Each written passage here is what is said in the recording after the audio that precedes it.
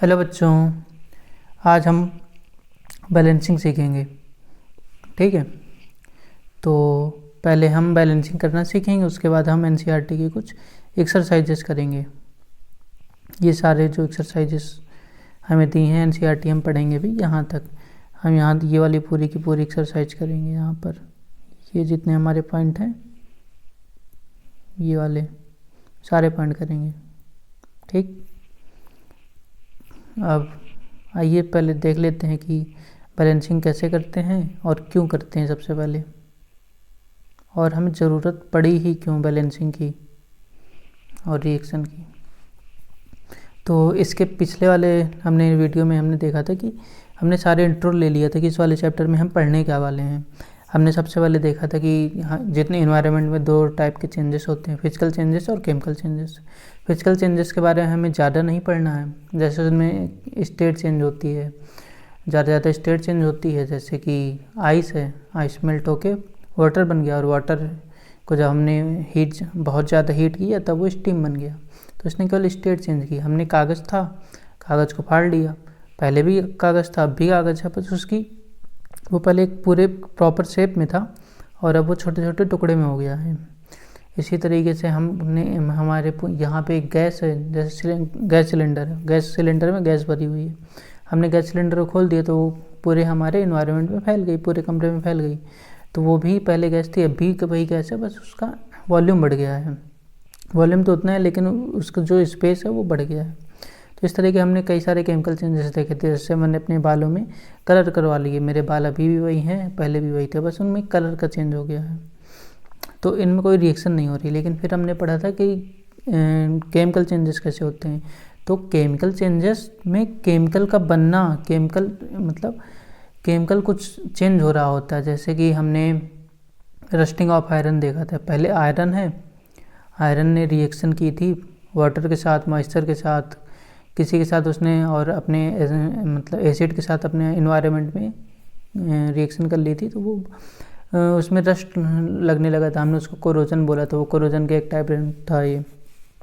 और हमने कॉपर के साथ देखा था कि कॉपर जो है जब हम उसको हीट करते हैं तो वो कॉपर ऑक्साइड में आ जाता है, तो ब्लैक कलर का होता है। इस तरीके से हमने कई सारी रिएक्शनें देखी थी। तो ये सारी हो गई केमिकल रिएक्शन। फिर हमने देखे थे कि हम बैलेंसिंग करते क्यों हैं। तो हमने इसके डीप में नहीं गए थे, लेकिन हमने ऊपर ऊपर से देख लिया था कि ये लॉ ऑफ कंजर्वेशन लगता है, इस वजह से हमें बैलेंसिंग की ज़रूरत पड़ती है। इसके बाद हमने कई टाइप की रिएक्शन पढ़ी थी। जैसे कि हमने यहाँ पे 2-3 टाइप की रिएक्शन देखी थी कि कॉम्बिनेशन रिएक्शन होती हैं, कॉम्बिनेशन रिएक्शन। उसके बाद हमने यहीं पर देखी थी डीकम्पोजिशन। उसके बाद हमने देखी थी डिस्प्लेसमेंट रिएक्शन, डिस्प्लेसमेंट रिएक्शन हमने देखी थी। और सबसे लास्ट में हमने देखी थी डबल डिस्प्लेसमेंट रिएक्शन। हमने 4 टाइप की हमने रिएक्शनें देख ली थी। इसके बाद हम अगले वाले स्टेप में गए थे कि उसमें हमने देखा था कि यहाँ से रिडॉक्स रिएक्शन भी होती हैं। तो यहाँ पे रिडॉक्स रिएक्शन के हमने फिर टाइप देखे थे कि यहाँ पे रिडॉक्स रिएक्शन में ऑक्सीडेशन होता है और रिडक्शन होता है। और इसके बाद में हमने ऑक्सीडेशन के भी टाइप पढ़ लिए थे कि यहाँ पे रेंसिडिटी इसका एक एग्जाम्पल था और दूसरा एग्जाम्पल इसका कोरोजन था। इस तरीके से हम चैप्टर में प्रोसीड करेंगे। हमने सारी चीज़ें पहले ही देख ली हैं। ठीक है, अब हम आते हैं अपने मेन टॉपिक पे कि हम बैलेंसिंग करते क्यों हैं। उससे पहले हमने सीखा था कि केमिकल रिएक्शन होती ही क्यों है। तो एनवायरनमेंट में चेंज होता है और जब उसमें कुछ केमिकल्स इन्वॉल्व होते हैं, जैसे कोई भी सब्सटेंस है, उन्होंने आपस में रिएक्शन की, कोई नया सब्सटेंस अगर फॉर्म हो गया तो फिर वो केमिकल रिएक्शन कहलाती है। उसी को हम आज देखेंगे एक एग्जांपल के साथ। एनसीईआरटी का एग्जांपल है ये वाला। इसमें हमने क्या लिया, इसमें हमने यहाँ पे मैग्नीशियम रिबन लिया। ये है हमारा मैग्नीशियम रिबन। हमने इसको हीट करवा दिया। हीट करवाया तो यहाँ पर अगर देख पाए हो आप, तो यहाँ से ये धीरे धीरे करके ये एक सब्सटेंस नीचे जमा हो रहा है, वाइट कलर का सब्सटेंस है। और इसको हमने क्या नाम दिया है, हमने इसको मैग्नीशियम ऑक्साइड नाम दिया है। ठीक है, हमने इसको एक सेकेंड, हमने इसको मैग्नीशियम ऑक्साइड का नाम दे दिया है, मैग्नीशियम ऑक्साइड। और अगर हम यहाँ पे देखें तो यहाँ पे हुआ क्या है, तो हमने एक मैग्नीशियम रिबन लिया है 3 से 4 सेंटीमीटर का, हमने उसे रब किया सैंड पेपर के साथ। हमें सैंड पेपर के साथ रब क्यों करना पड़ा, क्योंकि अब ये सारी चीज़ें बात की हैं, लेकिन मैं अभी आपको बता रहा हूँ कि मैग्नीशियम में क्या होता है, ऊपर की साइड लेयरिंग हो जाती है, या तो ऑक्सीजन की लेयरिंग होगी तो CO2 की लेयरिंग होगी। अगर इसमें लेयरिंग हो जाती है ऑक्सीजन की, अगर इसमें लेयरिंग होती है ऑक्सीजन की, तो हम इसे कहते हैं कि ऑक्साइड लेयर बना दिया है। अगर इसमें लेयरिंग हो जाती है कार्बन डाइऑक्साइड की, तो हम बोलते हैं कि इसमें कार्बोनेट की लेयरिंग हो गई है। दोनों चीज़ों को लेयरिंग हो सकती है, कोई ज़रूरी नहीं है कि ऑक्सीजन की हो। उसके आसपास जिस चीज़ की मात्रा ज़्यादा होगी तो उसी चीज़ की हमें कोटिंग देखने को मिलेगी।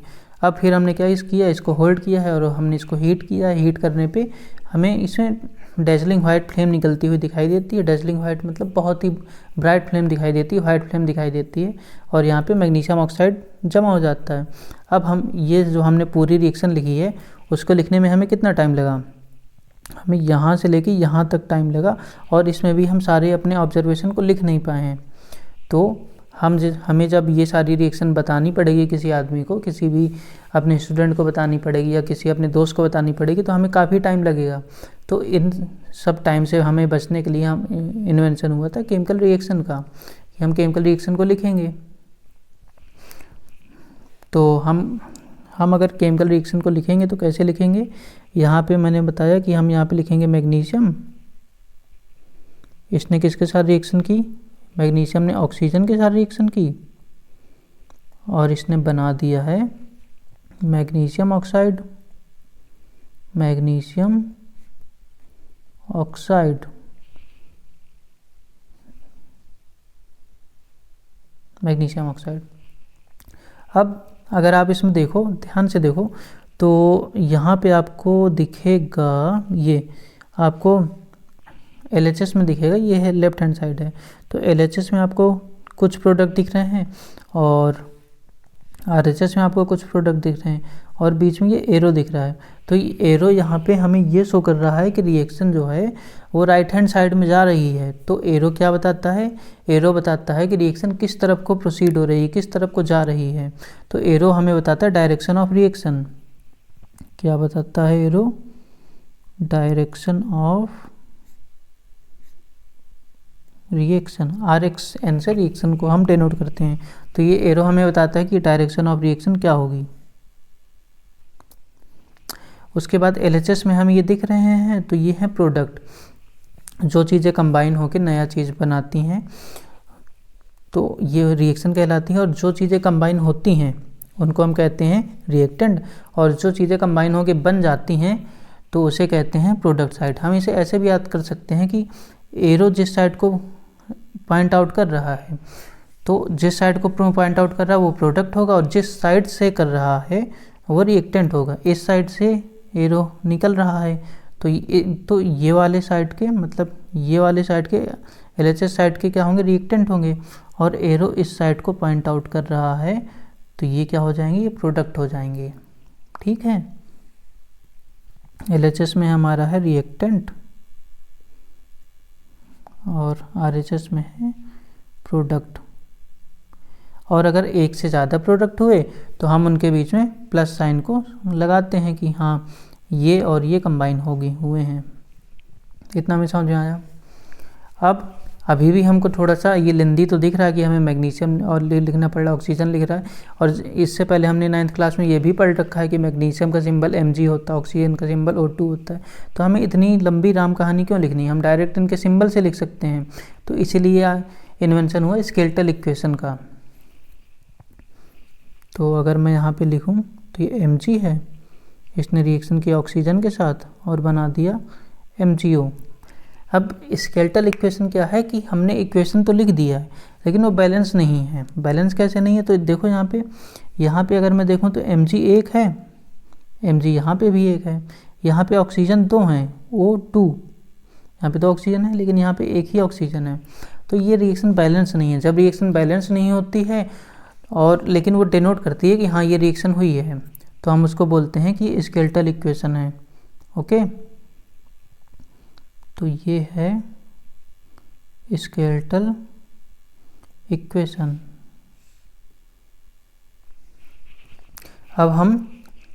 अब बैलेंसिंग की ज़रूरत क्यों पड़ती है, why do we balance reaction. तो यहाँ पे एक क्वेश्चन अराइज होता है कि हम बैलेंस करते ही क्यों हैं, why do we balance chemical reaction. हम आखिरकार बैलेंस करते ही क्यों हैं, हम नहीं करते हैं तो क्या हो जाएगा। तो ये हो रहा है कि यहाँ पे अगर तुम देखो तो यहाँ पे हैं 2 ऑक्सीजन हैं, ठीक है, और यहाँ पे 1 ऑक्सीजन, तो 1 ऑक्सीजन गया कहाँ। हमने तो ये पढ़ रखा है ना कि मास can be neither created nor be destroyed. अगर यहाँ पे ऑक्सीजन का मास था, यहाँ पे 32 यूनिट है, तो यहाँ पे ये 16 यूनिट कैसे हो गया है, आधा कैसे हो गया है, कहीं तो गया होगा। तो आप, क्योंकि हमने ये पढ़ रखा है कि मास can be neither created not be destroyed, और ये यूनिवर्सल ट्रू है, ऐसा नहीं है कि ये बात गलत है। तो मतलब हमने ही यहाँ पे कहीं गलती की होगी, इस वजह से हमें ये बैलेंस करना पड़ रहा है, ठीक है। और भी रिएक्शनें हम लिख सकते हैं जिसमें हमें पता चलेगा कि हाँ ऐसा ही होता है। जैसे कि हम यहाँ पे अगर लिखना चाहें तो एक रिएक्शन मैं लिख के बताता हूँ। यहाँ पे मैं लिख दूँ H2 प्लस O2, इसने बना दिया H2O। फिर से यहाँ पे 1 ऑक्सीजन कम हो गया, फिर दिक्कत हो गई है ना। इसी तरीके से मैं यहाँ पे लिखूँ Al प्लस Cl2, ये यहाँ पे बना देगा AlCl3। अब यहाँ पे आप बताओ कि ठीक है यहाँ पे गायब हो गया, कह दोगे कि हाँ गायब हो गया, लेकिन यहाँ पे बताओ, यहाँ पे 1 Al था, यहाँ पे 2 Cl2 था, तो यहाँ पे क्या बनना चाहिए था AlCl2, तो इसमें 1 Cl एक्स्ट्रा कहाँ से आ गया। अगर ये Cl कहीं से एक्स्ट्रा आया है तो मतलब इस साइड भी वो Cl प्रेजेंट होना चाहिए। अब यहाँ पे प्रेजेंट ही नहीं है और यहाँ से एकदम से आ गया है, जैसे जादू हो गया। तो जादू जैसी कोई चीज़ तो होती नहीं साइंस में। हमें हर एक चीज़ का लॉजिक देखना होता है, तो इसमें भी वही लॉजिक लगता है। तो हमें अगर पेपर में आएगा कि why do we balance chemical reaction, तो हम इसका आंसर लिखेंगे कि to satisfy the law of conservation of mass. क्यों करते हैं, इसका आंसर है ये पहले वाले का, टू सेटिस्फाई लॉ ऑफ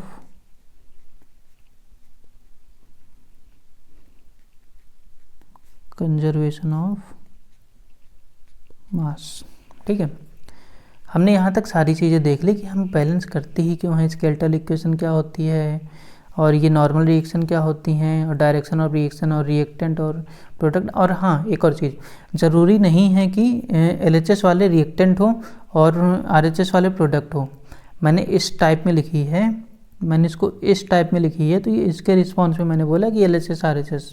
ठीक है, हम ऐसे भी रिएक्शन लिख सकते हैं कि हमने यहाँ पे लिखी Mg प्लस O2 और यहाँ से रिएक्शन आ गई MgO। अब यहाँ पे देखो तो ये वाली साइड है हमारी LHS और ये वाली है RHS, लेकिन रिएक्टेंट हैं ये RHS वाले हैं रिएक्टेंट, और LHS वाले हैं प्रोडक्ट। तो ये कहीं भी ज़रूरी नहीं होता है कि LHS वाले रिएक्टेंट हों और RHS वाले प्रोडक्ट हों। बस एरो की डायरेक्शन ही मेन चीज़ होती है जो हमें बताती है कि कौन रिएक्टेंट है और कौन प्रोडक्ट है। तो हमें एरो की डायरेक्शन से याद रखना है कि एरो की डायरेक्शन जिस तरफ को पॉइंट करेगी वो प्रोडक्ट होगा, और जहाँ से पॉइंट करेगी वो रिएक्टेंट होगा, और जहाँ को करेगी वो प्रोडक्ट होगा। जहाँ से करेगी वो रिएक्टेंट और जहाँ को करेगी वो प्रोडक्ट। ठीक है, अब आते हैं बैलेंसिंग के लिए। तो हम इसी को बैलेंस कर लेते हैं Mg को। तो अगर हम Mg वाली रिएक्शन को बैलेंस करें तो यहाँ पे हम Mg लिखते हैं प्लस O2 लिखते हैं और यहाँ पे MgO लिखते हैं। सबसे पहले हम NCERT वाला मेथड देखते हैं, क्योंकि हमारे NCERT में दे रखा है, लेकिन पेपर में आपको वो यूज़ नहीं करना है। पेपर में हमेशा क्वेश्चन 1 या 2 नंबर में आएगा, 5 नंबर में क्वेश्चन आएगा नहीं, 3 नंबर में आएगा नहीं, तो हमें NCERT का मेथड यूज ही नहीं करना है। लेकिन एक बार को मैं समझा देता हूँ एनसीईआरटी का मेथड कहता क्या है। तो आपको यहाँ पे लिखना है LHS लिख देना है और यहाँ पे लिख देना है RHS, यहाँ पे एलिमेंट लिख देने,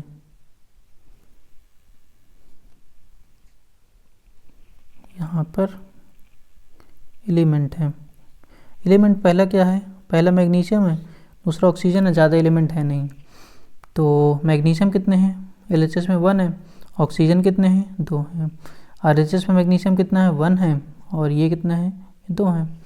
तो यहाँ पे अंतर क्या है, यहाँ पे अगर देखूँ तो यहाँ पे 1 = 1 है, लेकिन ये 2 इज़ नॉट इक्वल टू 1 है। तो हमें इसी को बैलेंस करना पड़ेगा। तो हम मल्टीप्लिकेशन कर देंगे, इसमें 2 का मल्टीप्लिकेशन कर देंगे, इसमें 2 का मल्टीप्लिकेशन कर देंगे, किसमें, RHS में, मतलब प्रोडक्ट साइड में 2 का मल्टीप्लाई कर देंगे तो 2 = 2 हो जाएगा। लेकिन दिक्कत यहाँ पे ये आ गई कि हमने जैसे ही यहाँ पे 2 का मल्टीप्लाई किया तो ये मल्टीप्लाई हो गया और इसके साथ भी, ऑक्सीजन के साथ, सॉरी Mg के साथ भी, Mg के साथ जैसे ही हुआ तो ये भी 2 हो गया, Mg भी 2 हो गया। लेकिन हमने यहाँ पे देखा तो यहाँ पे Mg तो 1 है, तो ये वापस से अनबैलेंस हो गया। पहले बैलेंस था लेकिन अब अनबैलेंस हो गया। तो हम वापस से क्या करेंगे, इसमें भी 2 से मल्टीप्लाई कर देंगे और यहाँ पे 2 लगा देंगे। अब ये 2Mg + O2 = 2Mg हो गया। तो यहाँ पर ध्यान से देखो तो ये 2 Mg हैं, 2 Mg, यहाँ पे भी 2 Mg हैं, यहाँ पर 2 ऑक्सीजन हैं, यहाँ पे O × 2 मतलब यहाँ पे भी 2 ऑक्सीजन हो गए। तो ये रिएक्शन पूरी तरीके से बैलेंस हो गई है। अब एनसीईआरटी का हम एक एग्जांपल लेते हैं जो एनसीईआरटी में ही गिवन है, ठीक है। तो एनसीईआरटी में गिवन है कि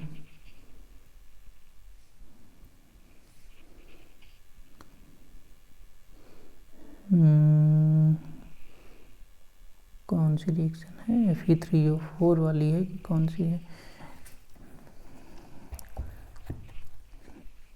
नहीं एनसीईआरटी की अभी छोड़ो, अभी मैं अपनी तरफ से रिएक्शन कुछ करवाता हूँ। तो हम अगले रिएक्शन देख लेते हैं। MCO के बाद हाँ CaO + H2O ये बना देगा कैल्शियम हाइड्रोक्साइड, ठीक है। अब इसको बैलेंस करो, यहाँ पे हम लिखेंगे LHS, यहाँ पे लिखेंगे RHS, ये है हमारा एलिमेंट। तो यहाँ पे कैल्शियम आया, यहाँ पे ऑक्सीजन आया, यहाँ पे हाइड्रोजन आया, बाकी तो सेम है। अब यहाँ पे LHS में कितने हैं, कैल्शियम 1 है और हाइड्रोजन 2 हैं और ऑक्सीजन 1 है। यहाँ पर देखें तो यहाँ पे कैल्शियम 1 है, ऑक्सीजन 2 हैं और हाइड्रोजन भी 2 हैं। तो यहाँ पे ये देखो, यहाँ पे 2 का मल्टीप्लिकेशन 2, O का मल्टीप्लिकेशन 2 से हुआ तो ये 2 हो गया, H का मल्टीप्लिकेशन 2 से हुआ तो 2 हो गया। जब भी हम बैलेंसिंग करते हैं तब हमेशा हम कुछ भी लिखते हैं, कुछ भी यहाँ पे नंबर लिखते हैं वो इसके साथ होता है, यहाँ पर नंबर लिखे जाते हैं, नीचे नहीं लिखे जाते हैं, वरना वो केमिकल फार्मूला ही चेंज कर देता है। सबस्क्रिप्ट में नहीं लिखे जाते हैं कभी भी, आई बात समझ में, हमेशा इनके सामने लिखे जाते हैं नंबर। इनको वैसे मोल से डिनोट करते हैं कि यहाँ पे लगते हैं तो ये 4 मोल है, 2 मोल है, लेकिन वो सब चीज़ें हमें नहीं देखनी है, हमें डायरेक्ट ये देखना है कि ये यहाँ पर हम लिखते हैं, नीचे नहीं लिखते हैं कुछ भी, वरना वो फार्मूला चेंज कर देता है। अब हम देखते हैं यहाँ पे कैल्शियम 1 1 है, ऑक्सीजन 1 2 है, तो हमें यहाँ पे 2 के साथ मल्टीप्लिकेशन करना पड़ेगा। तो हमने यहाँ पर 2 के साथ मल्टीप्लाई कर दिया और 2 हो गया। अब ये बैलेंस हो गई। तो हमने O में किया है, किसमें, LHS में। अब LHS में हम O 2 जगह कर सकते हैं, यहाँ पे भी कर सकते हैं, यहाँ पे भी कर सकते हैं। तो हम कहाँ पे करें, तो हम कर देते हैं, कहीं भी आप कर दो, अभी मैंने अपना वाला मेथड नहीं पढ़ाया तो अभी तो कहीं भी कर सकते हो। मैंने कहा कि ठीक है हम तो यहाँ पे कर देते हैं। तो जैसे ही मैंने 2 कैल्शियम वाले में किया तो यहाँ पे कैल्शियम वाले में भी हमें 2 लगाना पड़ेगा, 2 हो गया। तो अब ये भी अनबैलेंस है लेकिन ये बैलेंस हो गई। तो अब हम यहाँ पे भी 2 लगा देते हैं। तो यहाँ पे जैसे ही हमने 2 लगाया तो यहाँ से ये तो बैलेंस हो गया कैल्शियम। लेकिन यहाँ पे ऑक्सीजन कितने हो गए, 2 2 जा 4 ऑक्सीजन हो गए, यहाँ पे 2 थे तो हम, और यहाँ पे हाइड्रोजन भी अनबैलेंस हो गया। तो अब हम क्या करेंगे, अब हम H2O में, यहाँ पे 2 है ऑक्सीजन कैल्शियम के साथ, तो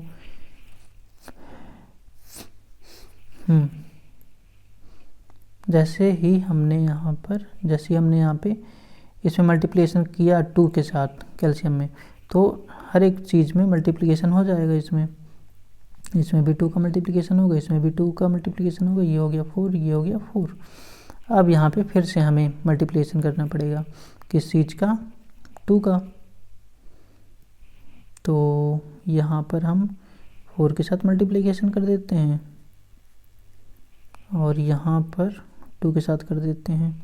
तो हाइड्रोजन में है 2, हाइड्रोजन में है 2 के साथ मल्टीप्लिकेशन किया है, और ऑक्सीजन में 4 के साथ किया है।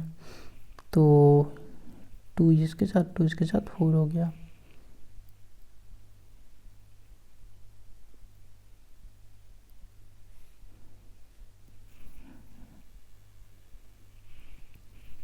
इंटू 2 पहले का था, इंटू 2 अभी का है, तो ये 4 हो गया।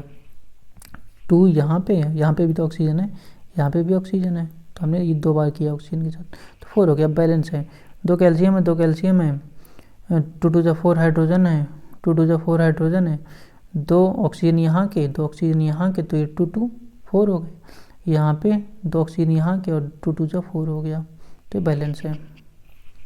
ठीक है, अब हम आते हैं अगली रिएक्शन पे।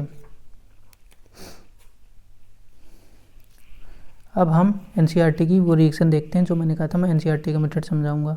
तो एनसीईआरटी का मेथड है Fe की रिएक्शन हम करवाएंगे H2O के साथ, और यहाँ पे वो बना देगा Fe3O4 प्लस H2। एनसीईआरटी का मेथड सीखना नहीं है, बहुत लेंदी पड़ जाता है। तो एनसीईआरटी ये कहती है कि सबसे पहले वो वाला कंपाउंड ढूंढो जो सबसे बड़ा हो। हमारे लिए सबसे बड़ा कंपाउंड है Fe3O4। हमने कहा कि सबसे बड़ा कंपाउंड है हमारे लिए Fe3O4। फिर एनसीईआरटी कहती है ठीक है आपने वो ढूंढ लिया, अब उसके अंदर भी ढूंढो कि सबसे ज़्यादा कौन है। तो हमने देखा कि इसमें सबसे ज़्यादा तो ऑक्सीजन है, तो हमने फिर लिखा कि इसमें ऑक्सीजन है। तो वो बोलता है कि जो सबसे ज़्यादा हो उसको बैलेंस करो। तो हम यहाँ पे सबसे पहले किसको बैलेंस करेंगे, ऑक्सीजन को। फिर बोलता है जो उसके बाद हो, तो उसके बाद क्या है, आयरन है, फिर आयरन को बैलेंस करो। और फिर सबसे लास्ट में जो बचा हुआ है उसको बैलेंस करो, मतलब हाइड्रोजन को, ऑक्सीजन को, आयरन को, फिर हाइड्रोजन को। तो हम यहाँ पे लिखते हैं किसको किसको कैसे बैलेंस करना है।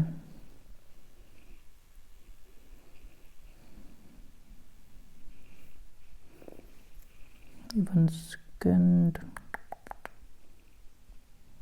ऐसे नहीं,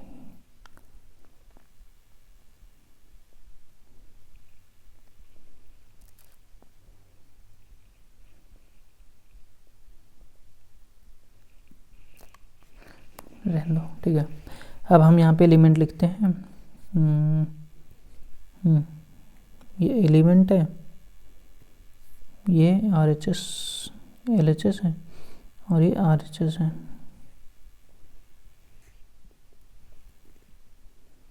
सबसे पहले हमें किसको करना है, सबसे पहले हमें करना ऑक्सीजन को। तो यहाँ पे ऑक्सीजन है 4, पहले ये भी इनको भी लिख लेते हैं। Fe है, हाइड्रोजन है, ऑक्सीजन है। तो LHS में कितने हैं, फेरस 1 है, हाइड्रोजन 2 है, ऑक्सीजन 1 है। RHS में Fe 3 है, ऑक्सीजन 4 है और हाइड्रोजन 2 है। अब आते हैं सॉल्व करते हैं। Fe 1 है, नहीं हमें सबसे पहले ऑक्सीजन करना है ना, तो ऑक्सीजन 1 है तो हम इसमें 4 के साथ मल्टीप्लिकेशन करेंगे। तो LHS में 4 के साथ मल्टीप्लिकेशन किया तो 4 तो हमारा यहाँ पे आ गया। जैसे ही 4 यहाँ पे आया तो ये 4 H2 के साथ भी मल्टीप्लिकेशन हो गया, तो यहाँ पे भी 4 का मल्टीप्लिकेशन हो गया, तो ये 8 हो गया। अब उसने क्या बोला, उसने बोला अब Fe को बैलेंस करो। तो Fe यहाँ पर कितने हैं, Fe यहाँ पर 3 हैं, तो और यहाँ पर कितने हैं, 1 है, तो हमें इसको बैलेंस करना पड़ेगा। तो हमने इंटू 3 किया, इज इक्वल टू 3 हो गया। अब हमारा आयरन बैलेंस है और ऑक्सीजन बैलेंस है। अब सबसे लास्ट में हाइड्रोजन को बैलेंस करेंगे। हाइड्रोजन यहाँ पर कितने हैं, 8 हैं और यहाँ पर 2 हैं, तो हम इनमें इंटू 4 करना पड़ेगा और ये 8 हो जाएगा। तो यहाँ पे एक बॉक्स बनाते हैं, यहाँ पे एक बॉक्स बनाते हैं और यहाँ पे लिख देते हैं 4। तो अब देखो चीज़ें बैलेंस हुई हैं कि नहीं।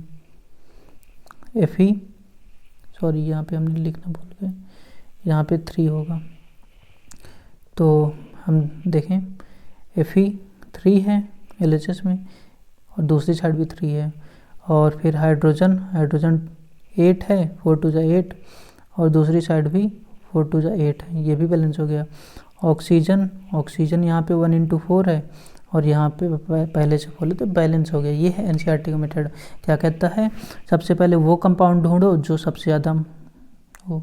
हमने Fe3O4 जो ढूंढा, फिर वो बोलता है कि उसमें भी जो सबसे ज़्यादा नंबर में हो तो हमने ऑक्सीजन ढूंढा, फिर उसमें जो थोड़ा सा कम हो Fe ढूंढा और फिर सबसे लास्ट में जो बचा है उसको ढूंढ के बैलेंस कर दो। ये सारी चीज़ें करने के बाद एनसीईआरटी कहती है कि आप इसमें स्टेट लिखो। स्टेट का मतलब कि ये हमारा कंपाउंड सॉलिड में है, ये एक्वस मतलब लिक्विड में है। हमने इन दोनों को, सॉरी Fe तो शायद स्टीम में होता है, Fe वैसे गैस में होता है हाँ। और फिर वो बनता है Fe3O4, तो ये वापस से पाउडर फॉर्म में या फिर थोड़े से सॉलिड फॉर्म में बनता है और फिर लास्ट में ये गैसेस फॉर्म में बनती है। तो ये बिल्कुल ऑप्शनल होता है, हम नहीं लिखेंगे, लेकिन अभी लिख रहे हैं क्योंकि अभी हम बैलेंसिंग कर रहे हैं। जब तक वो स्पेसिफाई ना कर देगी हमें कंडीशन लिखनी है तब तक नहीं लिखी जाती हैं, ठीक है। अब आते हैं हम कि हम कैसे इस वाले रिएक्शन को बैलेंस करते हैं। हम यहाँ पे लिखेंगे Fe plus H2O gives Fe3O4 plus hydrogen. अब तो मेरा मेथड सुनो, मैं क्या बोलता हूँ। सबसे पहले आप बैलेंस करो मेटल को, फिर बैलेंस करो नॉन मेटल को, उसके बाद हाइड्रोजन को, सबसे लास्ट में ऑक्सीजन को। मेटल क्या होती हैं, मेटल तो इसमें मतलब जो बहुत ही कॉमन मेटल होती हैं वो सुन लो, जैसे कि Na, K, Fe, Cu और क्या बोलूँ आपके लिए, हाँ सोडियम हो गया, अच्छा सोडियम ने के, हाँ एल्यूमिनियम और कैल्शियम, Mg, ये सारी मेटल हो गई। बहुत सारी मेटल होती हैं लेकिन ये थोड़ी बहुत फ्रीक्वेंट होती हैं, आती हैं। और इधर देख लो तो ये Cl, S, कार्बन, Cl के बाद फ्लोरीन, नाइट्रोजन, ऑक्सीजन, ये सारी मेटल होती हैं। नहीं, ऑक्सीजन को तो हम अलग से बैलेंस कर रहे हैं ना, तो मत लिखो। उसके बाद हाइड्रोजन को बैलेंस करेंगे और सबसे लास्ट में ऑक्सीजन को।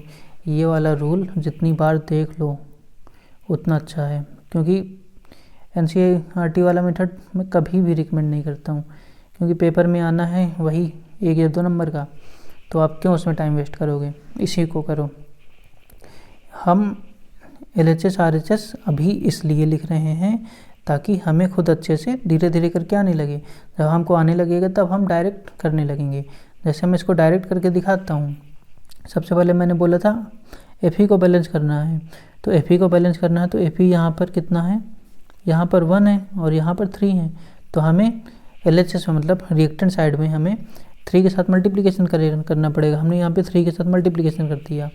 3 ये आयरन अकेला था तो हमें रिएक्शन बिल्कुल भी अनबैलेंस नहीं हुई है। अब हमने क्या देखा कि अब हम बैलेंस करेंगे नॉन मेटल को, तो यहाँ पे हमें कोई भी नॉन मेटल दिखा नहीं। उसके बाद हम आ गए कि हम बैलेंस करेंगे हाइड्रोजन को। 1 सेकेंड, एक इसमें गलती हो गई।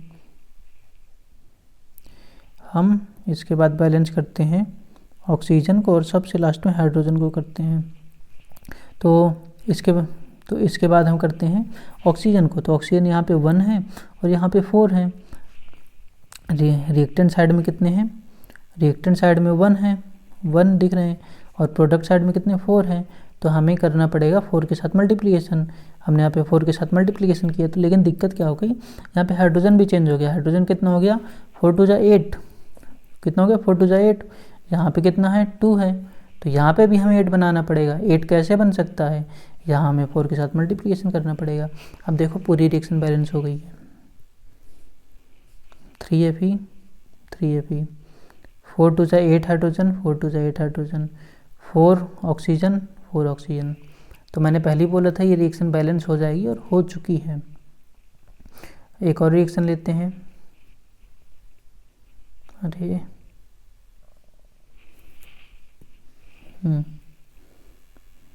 CO carbon monoxide plus hydrogen से बना CH3OH।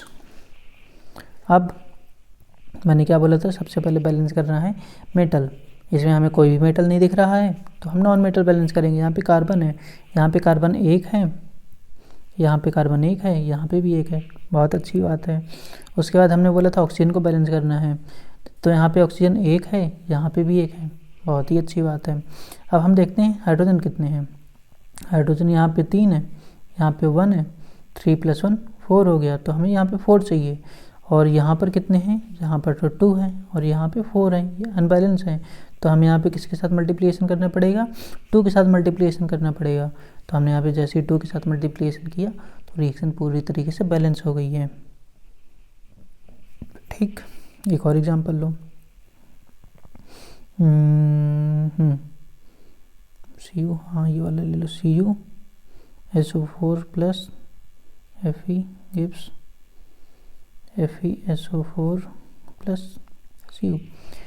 इसको देखो तो रिएक्शन बैलेंस है, तो ऐसा ज़रूरी नहीं है कि हमें अनबैलेंस रिएक्शन ही देखने को मिले, हमें ऐसा भी हो सकता है कि हमें बैलेंस रिएक्शन भी देखने को मिल सकती है। ठीक है, हम इसके बाद और बहुत सारी रिएक्शन देखते हैं, जैसे कि हम यहाँ पे देखें FeSO, ये आगे की रिएक्शन हैं जो हमें इसी चैप्टर में पढ़नी है।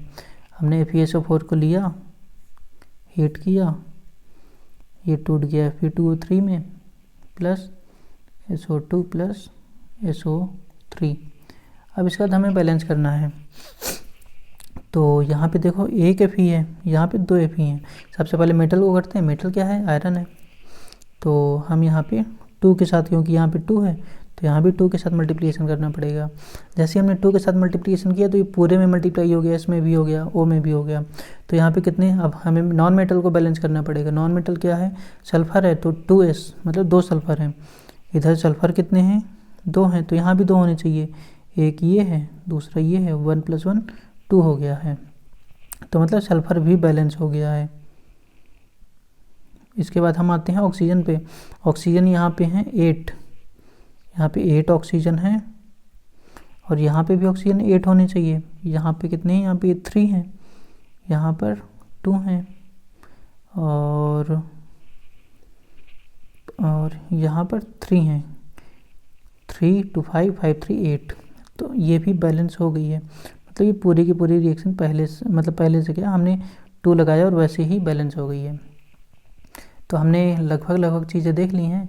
अब हम आते हैं उस एक्सरसाइज, मतलब हम NCERT पे हमारे कुछ क्वेश्चन थे। पहले बैलेंसिंग वाले देखते हैं। Right the balance chemical equation for the hydrogen plus chlorine, और यहाँ पे बना HCl, यहीं पे करते जाते हैं। ठीक है, क्या है, हमने हाइड्रोजन लिया, H2 प्लस Cl2 से बना HCl, हाइड्रोजन क्लोराइड। अब यहाँ पे देखें तो हाइड्रोजन कितने हैं, 2 हैं, Cl2 कितने, 2 हैं, और यहाँ पे H और Cl 2 हैं। तो हम सबसे पहले बैलेंस करते थे मेटल को, यहाँ पे मेटल कोई नहीं है, फिर करते थे नॉन मेटल को, तो नॉन मेटल यहाँ पे Cl2 है, यहाँ पे Cl कितना 1 है, तो हमें यहाँ पे 2 के साथ मल्टीप्लिकेशन करना पड़ेगा। हमने 2 के साथ मल्टीप्लिकेशन जैसे किया तो हाइड्रोजन के साथ भी हो गया, हाइड्रोजन के साथ हो गया, तो हमें इस साइड भी वही हाइड्रोजन लाने पड़ेंगे। यहाँ पे 2 हाइड्रोजन है, तो यहाँ पे भी 2 करने पड़ेंगे, यहाँ पे पहले से 2 है, तो रिएक्शन बैलेंस हो गई जैसे हमने 2 लगाया। ठीक है, अब आते हैं दूसरी रिएक्शन पे। यहाँ पर है BaCl2, बेरियम क्लोराइड। फॉर्मूला बनाना मैं आगे चल के सिखाऊंगा, अभी देख लो। प्लस एल्यूमिनियम सल्फेट Al2SO4 का होल थ्राइस, यहाँ पर बन गया BaSO4 plus aluminium chloride LCl3। अब यहाँ पर देखो तो बेरियम एक है, यहाँ पर भी एक है, बहुत अच्छी बात है। यहाँ पर बेरियम के बाद हम दूसरा मेटल देखते हैं, तो यहाँ पे एल्यूमिनियम है, यहाँ पे 2 एल्यूमिनियम है, यहाँ पे 1 एल्यूमिनियम है। तो हमें एल्यूमिनियम में मल्टीप्लिकेशन करना पड़ेगा। किसका करना पड़ेगा? यहाँ पे 2 एल्यूमिनियम है तो यहाँ पे 2 के साथ ही मल्टीप्लिकेशन करना पड़ेगा। तो हमने यहाँ पे 2 के साथ मल्टीप्लिकेशन कर दिया। तो यहाँ पे दिक्कत क्या हो गई? यहाँ पे Cl चेंज हो गया, यहाँ पे 3 to the 6 Cl हो गया, और यहाँ पर Cl कितने हैं? यहाँ पर 2 Cl हैं। तो हमें यहाँ पे वापस से फिर से पूरी रिएक्शन को वापस से बैलेंस करनी पड़ेगी। अब यहाँ पे Cl कितने हैं? 3 to the 6 हैं, हमें दूसरी साइड भी 3 के साथ मल्टीप्लिकेशन करना पड़ेगा। अब 3 to the 6 Cl बैलेंस हो गए, लेकिन बेरियम Ba अनबैलेंस हो गए। यहाँ पे 3 है और यहाँ पर रिएक्टेंट साइड में 3 Ba हैं बेरियम, और प्रोडक्ट साइड में 1 बेरियम है। तो हमें वापस से 3 लगाना पड़ेगा। अब बेरियम भी बैलेंस हो गया, एल्यूमिनियम भी बैलेंस हो गया। अब हम आते हैं नॉन मेटल पे। नॉन मेटल क्या है? हमारी Cl है। तो Cl देखें तो Cl तो 3 to the 6 बैलेंस है। अब आते हैं सल्फ़र पे कि सल्फ़र बैलेंस है कि नहीं। तो सल्फ़र को देखें तो यहाँ पे 3 है सल्फ़र। सल्फ़र को मैं देखूं तो ये सल्फ़र है और इसने 3 के साथ मल्टीप्लिकेशन किया है, तो ये सल्फ़र 3 है।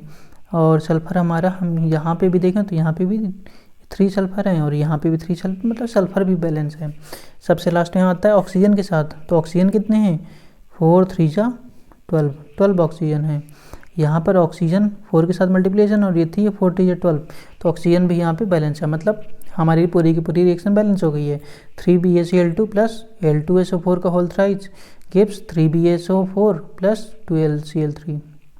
लास्ट में आती है हमारी ये वाली reaction Na plus H2O gives NaOH plus H2। दिख रहा है? चेंज कर लेता हूँ इसका कलर।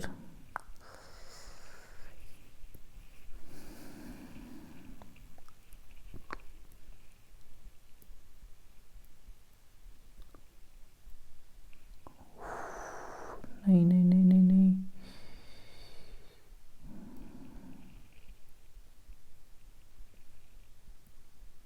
नहीं, सही है। Na+H2 से बना NaOH प्लस H2। तो यहाँ पे सबसे पहले बैलेंस करेंगे मेटल को। मेटल है Na और यहाँ पर भी एक Na है, बिल्कुल बैलेंस है। उसके बाद हम आते हैं उसके बाद हम आते हैं ऑक्सीजन पे। 1 ऑक्सीजन है, यहाँ पर भी 1 है, ये भी बैलेंस है। हाइड्रोजन कितने? 2 हैं। हाइड्रोजन यहाँ पे 1 है और यहाँ पे 2 है। अब दिक्कत हो गई हमें, यहाँ पर रिएक्टेंट साइड में है 2, प्रोडक्ट साइड में है 3। तो अब हमें क्या करना पड़ेगा? अब हमें मल्टीप्लिकेशन करना पड़ेगा। तो यहाँ पे दिक्कत ये है कि यहाँ पे अगर हम देखें तो यहाँ पे हम मल्टीप्लिकेशन यहाँ पे भी कर सकते हैं, यहाँ पे भी कर सकते हैं, कि हाइड्रोजन तो दोनों जगह है ना। तो हम इसमें क्या अपनाते हैं? हम ये अपनाते हैं कि यहाँ पे हाइड्रोजन देखो, यहाँ पे क्या है? ये इवन नंबर पे हैं, और यहाँ पे हाइड्रोजन कैसे हैं? ये ऑड नंबर पे हैं। और हमें कैसे चाहिए? हमें यहाँ पे अगर हम इवन नंबर पे हमेशा मल्टीप्लिकेशन करते रहे तो हमेशा यहाँ पे इवन प्लस ऑड, ये हमेशा ऑड देता रहेगा, जिससे रिएक्शन कभी बैलेंस नहीं होगी। तो मतलब हमें यहाँ से देख के पता चल रहा है कि हमें बैलेंसिंग कहाँ पे करनी पड़ेगी? NaOH साइड में करनी पड़ेगी सबसे पहले। तो हम वही करते हैं, NaOH में कुछ बैलेंसिंग करते हैं।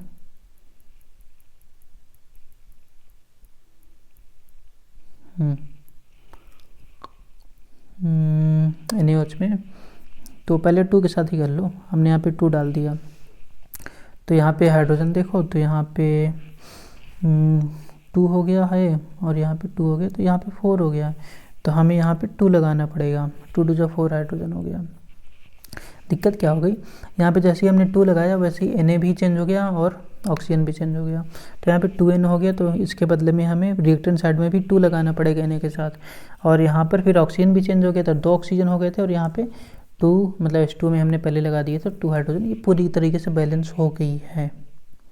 ठीक है, तो इस तरीके से देखना है ऑड इवन करके, जब ऐसा कोई सब्सटेंस आ जाए जो दोनों साइड हो जाए, यहाँ पे भी हाइड्रोजन था और दूसरी साइड भी हाइड्रोजन था, तो हमें देखना होता है कि यहाँ पे ये इवन था और यहाँ पे ये ऑड था। हम इवन और ऑड को कभी भी जोड़ते हैं तो हमेशा ऑड आता है, और ऑड कभी भी रिएक्शन को बैलेंस नहीं कर सकता है क्योंकि यहाँ पे एक ही जगह है। इस वजह से हमने क्या किया, हमने इसको भी इवन बना दिया और इसको भी इवन बना दिया, जिससे हमारा इवन आएगा और रिएक्शन बैलेंस होने के ज़्यादा चांसेस हैं। देखिए, और ये वाला जो हमारा क्वेश्चन है, ये वाला solution of barium chloride with sodium sulphate, इसको आप कर लीजिएगा। ये सेम ऐसी रिएक्शन होगी, ये वाली जो मैंने रिएक्शन करवाई है, ये वाली 3BaCl2 + Al2SO4, ऐसी ही कुछ रिएक्शन होगी ये। और सोडियम हाइड्रोक्साइड का सॉल्यूशन HCl के साथ करता है, NaCl बनाता है, पानी बनाता है। हाँ, ये दोनों खुद कर लीजिएगा, बहुत ही आसान रिएक्शन है। तो अगर मैं इसको समराइज करूं कि मैंने आज क्या क्या पढ़ाया है, तो मैंने आपको ज़्यादा कुछ नहीं पढ़ाया। मैंने सबसे पहले ये बताया कि हम रिएक्शन करते ही क्यों हैं। तो मैंने स्टार्ट किया था कि हमने मैग्नीशियम रिबन को पहले रब किया और उसको जलाया तो वो ब्राइट डैजलिंग फ्लेम से चली और नीचे कुछ सब्सटेंस नीचे जम गया। उस जो नीचे जमा वो क्या था, वो मैग्नीशियम ऑक्साइड था। तो ये रिएक्शन को हम जब समझाते हैं तो हम कहते हैं कि when magnesium ribbon is burnt in air, तो it burns with dazzling white flame and the residue formed is in grayish color or white color and that is magnesium oxide। तो ये सारी तो बहुत लंबी कहानी हो जाती है। इसी को हमने कहा था कि ये केमिकल रिएक्शन है। उसके बाद हमने कहा था कि ठीक है, हम इसको इक्वेशन के फॉर्म में दिखाते हैं, तो हमने उसके केमिकल इक्वेशन कहा। तो सबसे पहले हमने स्केलेटल इक्वेशन पढ़ी जो हम बिना बैलेंस किए लिखते हैं, लेकिन फिर हमने देखा कि हमें इसमें दिक्कत आ रही थी कि कोई सब्सटेंस है वो कहाँ से आ रहा है और या फिर डिस्ट्रॉय हो रहा है कि क्या हो रहा है। तो उसके लिए हमने कहा कि नहीं, कोई भी सब्सटेंस अपने आप नहीं आ जाता, ना ही डिस्ट्रॉय होता है, वो पहले से ही प्रेजेंट होता है और बाद में भी प्रेजेंट होता है। ये हमने किया था कि हमने इससे लॉ ऑफ कंजर्वेशन ऑफ मास से हमने ये सारी चीज़ें सीखी थी। फिर हमने बैलेंसिंग देखी और फिर पहले हमने एनसीईआरटी मेथड से देखी, लेकिन हमें वो यूज़ नहीं करना है। फिर हमने मेरे मेथड से देखी थी, जिसमें हमें करना था कि सबसे पहले हम मेटल को बैलेंस करेंगे, फिर हम नॉन मेटल को करेंगे, फिर हम ऑक्सीजन को और सबसे लास्ट में हाइड्रोजन को। इस तरीके से हमने देखी थी। और भी कई रिएक्शनें हैं जैसे एनसीईआरटी की एक्सरसाइज में है, वो करिएगा, वो हो जाएंगे, अब सारे सवाल हो जाएंगे, कोई दिक्कत नहीं आएगी बिल्कुल भी। ठीक है, थैंक यू।